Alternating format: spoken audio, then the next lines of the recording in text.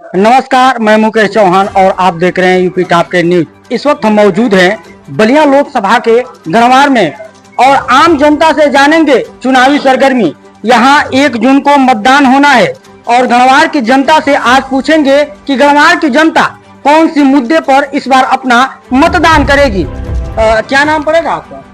मोहम्मद मुर्तजा अंसारी। जो यह चुनाव आया है 1 जून को मतदान करना है, इस बार गढ़वार का मुद्दा क्या है? गढ़वार का मुद्दा क्या है? पूरी दुनिया का मुद्दा है। महंगाई और बेरोजगारी लड़कों का हो गया है, और क्या कहना है। तो इस बार किसका पलड़ा यहाँ से भारी दिख रहा है? अब पल्ला भाई का पूरा दुनिया में बदलाव हो रहा है। बदलाव इस बार होगा? हाँ, जरूर होगा। बदलाव जनता चाहती है यहाँ? जनता जरूर चाहते हैं कि महंगाई से ये हो गई परेशान। क्या नाम पड़ेगा? मेरा नाम गोपाल प्रसाद गुप्ता है। गोपाल जी, इस बार लोकसभा चुनाव की सरगर्मी बढ़ी हुई है, 1 जून को मतदान होना है। इस बार क्या मुद्दाएं हैं?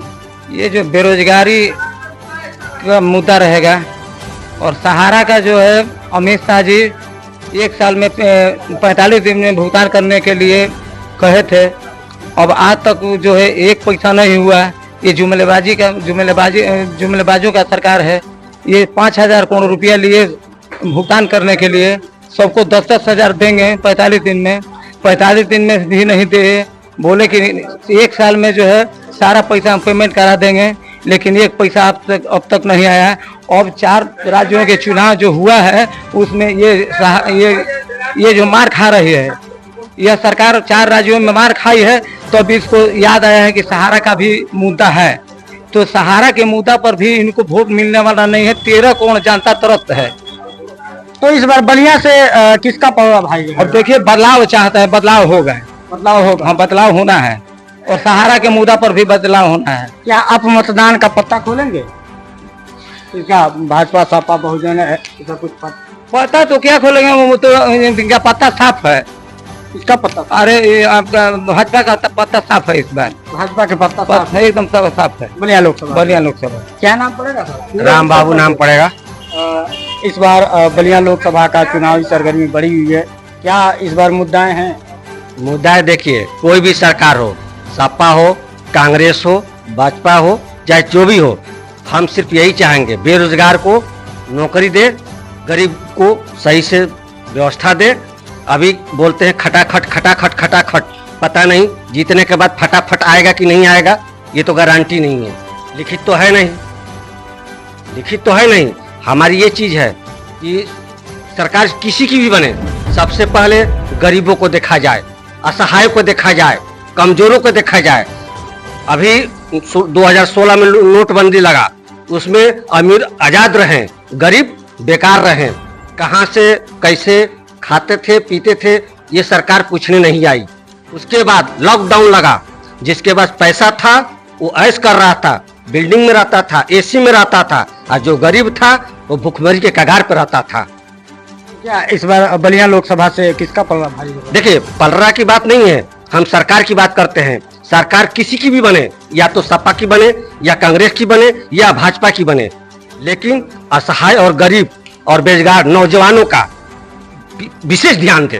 क्या भाजपा सरकार में विकास नहीं हुआ है? नहीं हुआ, बिल्कुल नहीं हुआ। बिल्कुल नहीं हुआ। आज 440 रुपये का सिलेंडर हम लोग खरीदे थे, आज 1000 रुपये का सिलेंडर खरीद रहे हैं।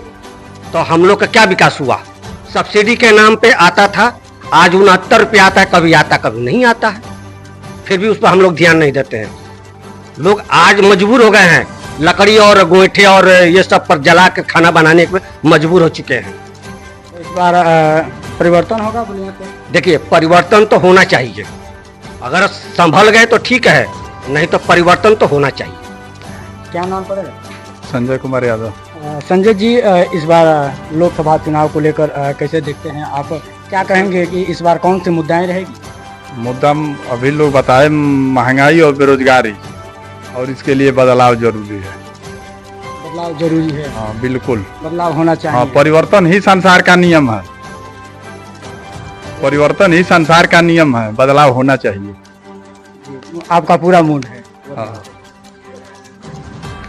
क्या नाम पड़ेगा सर आपका? गजेंद्र सिंह। गजेंद्र जी, इस बार लोकसभा चुनाव को किस नजरिए से आप देखते हैं? क्या मुद्दाएं रहेगी? देखिए, इस बार तो मुद्दा ये है कि महंगाई और बेरोजगारी जिस हिसाब से है वो तो आए दिन बढ़ती और घटती रहेगी।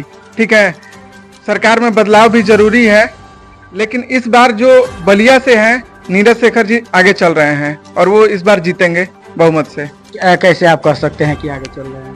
क्योंकि समाज में रह रहे हैं ना, मार्केट में देख रहे हैं इस तरह का शोर शराबा है, हर चीज है और उनकी छवि काफी अच्छी रही है। क्या पिछले सांसद भी बीजेपी के रहे, कोई धरातल पर कोई ऐसा कार्य इस क्षेत्र के लिए? देखिए, धरातल पर कार्य किस तरह से हो रहा है ये सभी लोग जानते हैं। ठीक है, और ऐसा नहीं है कि कार्य असंतोष रहा है, कार्य अच्छा रहा है और नीरज शेखर जी आगे चल रहे हैं। तो आपका मतलब कि कमल खिलेगा? बिल्कुल कमल खिलेगा। क्या नाम पड़ेगा? रामजीत वर्मा।